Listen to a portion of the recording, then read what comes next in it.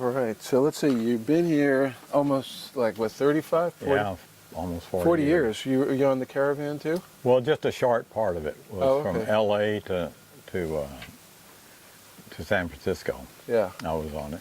And Right. it made a big difference to me. Although the thing that made me change my thinking Yeah. was actually marijuana. Okay. I didn't do any acid or any of that kind of stuff. Yeah. People that I would see were completely out of it, I thought, Yeah. taking the stuff. Right. There'd be a screaming woman going up a block, and about half a block behind her was this lady shouting, "It'll be all right, I've got it covered. She's okay, don't worry." Those films put out by Ronald Reagan and Associates. Reefer Madness. Right, Reefer Madness. Oh yeah. Well, anyway, I had a real change after looking at myself. Most of it was looking at myself, and I was looking at my id. I realized that Just that's your what id? I was looking at it. Your id? Yeah. Well, what about your ego and superego, man? Well, they feel neglected. I had to get to the id before I could peel off all this stuff. Oh, that's just Western, man. And, yeah. It's like the id is the most animal part of us. Yeah. It's probably the least concerned with morals. So, but it was a change in myself, looking at myself rather than always looking at, oh, what's he doing now? Mario, are you saying anything?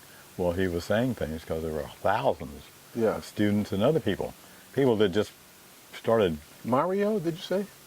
Who's Mario? Mario Salva. Mario Salva. Okay. Yeah. You know what?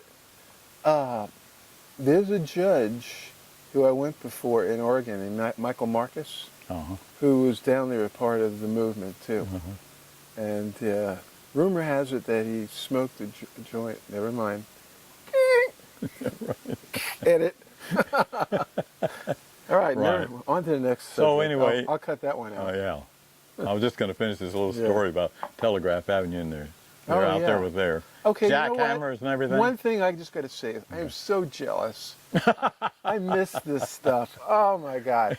Look, being a New York hippie was cool, but nothing like this. Oh, this was wild. Oh man. Yeah. So they're jackhammering, and tearing up the road, and all of a sudden, two co-eds, or at least co-ed age, came walking down the sidewalk without any tops, topless. Right. And so these guys in the construction, all of a sudden there was silence, Oh, they stopped to watch the girls. They stopped drilling? Yeah. Okay. Instead, it got real quiet. They're being respectful. And right. In a way, yeah. So that was part of the movement too, was women's rights. And it's amazing times, man. I mean, just thinking about that, it's been a really long time since I've thought about it too, what it was like. And how free-flowing it was, and how, I mean, in a ways, I mean, not just us, but, maybe we've gotten a little bit more together, but we're sort of tightened up, It's not as, wildly creative as it used to be. I mean, somebody like Dylan today doesn't even, he wonders how, he did it. He just wrote. I mean, he looks back and he hardly even feels like it was him. Yeah. And there was stuff like that, and Lennon, I mean, there was so much music and poetry back then that it was just, somebody had unleashed, opened up a valve that just exploded. Yeah. Yeah, it did. All these fascinating people, a lot of them so-called gurus, were all hanging out. So anyway, Ann and the kids, two kids, John and Catherine, had gone on we'd bought a bus, a Volkswagen bus, brand new for her to take. Okay. And so she went off on the caravan. Cool. Are you married at the time? Yeah, I actually had been married 5 years by that time. Oh, cool. Yeah. And so she went off, and okay, fine. And then I get a call from my mom, and she was in Oklahoma at the time. My dad is a missionary preacher, likes to preach, was very conservative in his religion, but pretty liberal, FDR man in his politics. Think any of that rubbed off on you? Probably some, in one way or another. So you've never tried to lay the word on us. No, I'm not going to do that. I do that in my sleep. No, but so let's see, round around that. Well, so all this was happening. She was going off. The insurance I got, you know, I wasn't very happy. I already had hair by that time. And but nobody, it was like, it was just a phenomena that was happening with this hair. Right. And so nobody took it too seriously. I guess they thought it would change. Oh, you mean while you were still in your job? Yeah.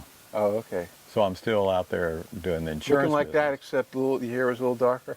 Yes, quite a bit darker. Did you have a really long beard? Well, it started, yeah, I got going good in the hair.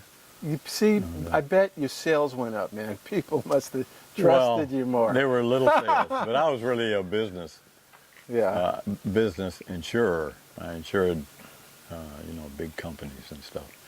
Yeah, and I had a lot of background in it. So wasn't quite the mix. And some of my, some of the way I figured it out was that people are changing all the time. Yeah. And to not hold them to that. And so that way, I think people respected me in the business. Yeah. Let me ask you about that. Do you still believe that? Do you still hold to that principle? Oh, well, I try. Well, I mean, you said you try to treat people as they can change. Oh, yeah, yeah. That was how many years ago? Like 30 years ago? Oh, yeah, 30 or 40 years. I'm just curious. I mean, I've gotten sometimes I have to slap myself. I get so cynical, you know? Yeah. And I just wonder if that's happened to you over 35 years. Oh, yeah, different times. Okay, that's good. I mean, you look less cynical than I do. Well, there's always hope. Yeah. And I like a person I read quite a bit is the Dalai Lama. Yeah.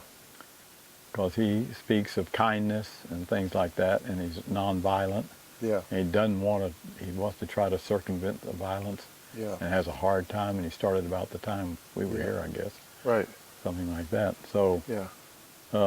It would be easy for him to. Yeah. To be cynical. Right. About what was happening. But you know, they went to India and the Indians accepted them. Right. They were just another tribe that moved into all. Yeah, that's cool, man. Yeah. Yeah, that is awesome. Mm-hmm.